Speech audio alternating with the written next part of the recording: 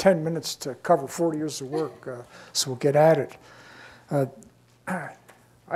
This is a plug. I just wrote a book, and that's going to be the title, Edison's Tragic Legacy. I was going to say Edison and Tesla, but people know Edison, they don't know Tesla. And it's basically about how electrification caused the diseases of civilization. I'm going to go over that. I brought about 25 copies of my last paper, and it's got my phone number and my email address on there if you want to make contact. And I dug this quote out by Burke. Those who forget history are destined to repeat it. So basically, I'm going to make Burke's point. This is I've sat out in the audience plenty and listened to people, turkeys up here talking, and I'm always curious about the turkeys. I'll tell you a little bit about this turkey. My name is Milham. That's an alias. My grandfather's middle name is Milham in Arabic.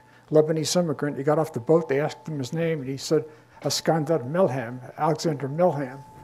So the family name is really Aswad, A-S-W-A-D, which is the Arabic word for black. So I assume I have some black ancestors way back there someplace. I went to Union College in Schenectady. I was born in Albany. Actually, I was born in the same place. I went to medical school in '58. I was born in '32, so that makes me 77. I hitchhiked to college for 4 years.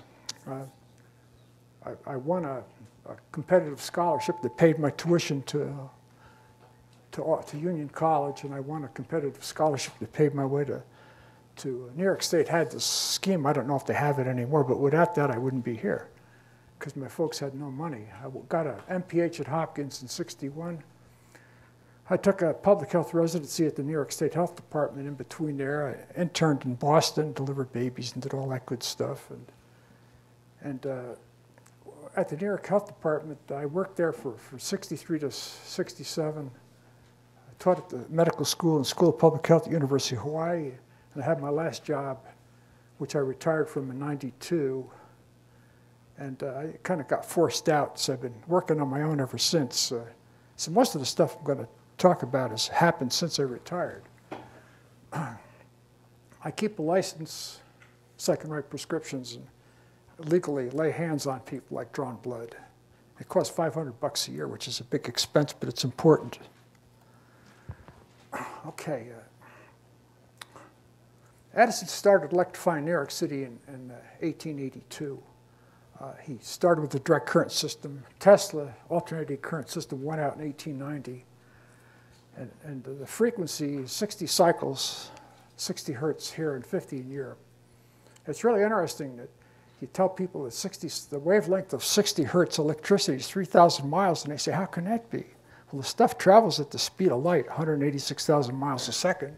You divide that by 60, and you get a little over 3,000 miles. So the wavelength is huge. We call it extremely low frequency stuff. Okay, how did I get into this in the first place? Well, one of the first papers I read that really caught my attention was this one by Court, Brown, and Dahl in 1961.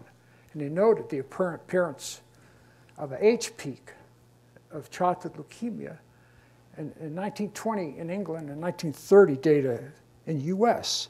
And this is remarkable. I mean, kids, they showed something brand new. When I read that, I said, oh boy, we're going to be able to solve childhood leukemia in a couple of years. Well, it took 30. And I think I've solved it about 10 years ago. And the international pattern of this disease indicates that it's associated with modernization, electrification, sophistication, what we call civilization. That peak that they showed, it's age 2 through 4, 90% of the kids in that peak. This is mortality now. All these kids used to die. When I started working, every kid with leukemia died of it. Now they treat them. But that's all one kind of leukemia, common acute lymphoblastic leukemia. It first appeared in England in 1920, and U.S. whites at 30, and blacks later, and Japan later. And most importantly, right now in sub-Saharan Africa, you don't find this age peak. There's no electricity, therefore none of this disease. Okay, well, when I first read that paper, I was working at the New York Health Department, and one of my first days there, I walked into the the vault where they keep all the vital records, the death records. And it's a big state, millions of records. And from an epidemiologist's point of view, the beauty of the death record is everybody gets this piece of paper filed for them. There's no way out of this life. This piece of paper, when you die, gets stuck in a state health department or some other place. So you have, it's population inclusive. There's no escape. I mean, even if you die at sea or you just get blown to bits, a piece of paper gets filed for you. And they're death records. So I basically made a career out of exploiting the death and the birth record information, the medical information on it. And I set up some systems that have been very valuable. I started with the birth records in New York and used the congenital defect information. I set up real-time surveillance systems that paid off and found brand new diseases you'd never find any other way. So when I read the Court Brown and Dahl stuff, and there was an exchange in the Lancet about leukemia clusters, I could think, well, let's look at the death records here for kids. And so I looked for and found a cluster in Rome, New York, a childhood leukemia cluster. I put Smigelski's name there because about 15, I couldn't make head nor tail of the cluster. I described it very well.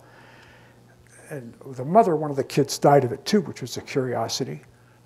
But when Smigelski published that men who worked in the Polish military and are exposed to radar and microwaves had a lot more leukemia, I remembered clearly when I was walking around Rome, New York doing the study, there was this big radar array at Griffiths Air Force Base within line of sight. So I'd blown that. Who would, didn't know electricity or radar could cause this.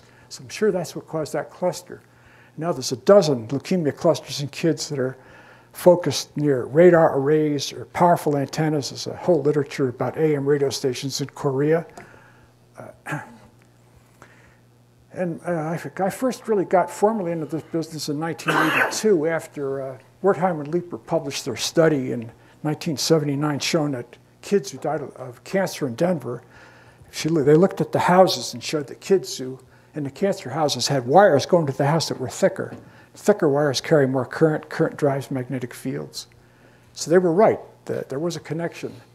So I looked at the death record data in Washington State and showed that, that electrical workers, by definition, they had increased leukemia, lymphoma, and brain cancer. So that's my first EMF publication. So the Court Brown and Dahl business really got me started in this. When I saw this, I was tooling around the internet in the late 90s, and I found this thing. I said, oh my God, this is the timeline of electrification in the US. The US is so big that the cities had electricity at the turn of the century, but the last farms and rural people didn't get it till the 50s. So you had two huge populations, both covered by the same vital registration system, one of which was electrified and one wasn't. So I said, let's look at the childhood leukemia peak. So I did a study. We published it in 2001. I couldn't get it published for about 2 years. Nothing wrong with the paper except that it was just a hot potato. Nobody wanted to know about it. And so I looked at the association percent of homes served by electricity, which is in that graph I showed you. It was from a paper called Electron, E-L-E-C, with a capital K, written by Jesse Oswald at the Rockefeller Institute. I emailed them when I saw the graph. I said, where'd you get this data from? And one of his colleagues, Perrin, emailed me the next day, bless their hearts, and said, it's from census data, dummy. So I looked up the census data, and there it was. Actually, they abstracted the census data. And I said, oh, wow, another source of data to go with my deaths. So we looked at 2 time periods when the vital registration, I could look at single years of death around the 1930 census and around the 1950 census. There's a big discontinuity, so the 40 data wasn't good enough. So I looked at leukemia data available for each state, and between 28 and 32 and 49 and 51. We got a big enough country, so there were plenty of deaths. Here's what you see. The right side is percent of residences that are electrified, and this is the leukemia mortality rate, deaths per 100,000. And you can see that as the electrification goes up, so does the mortality.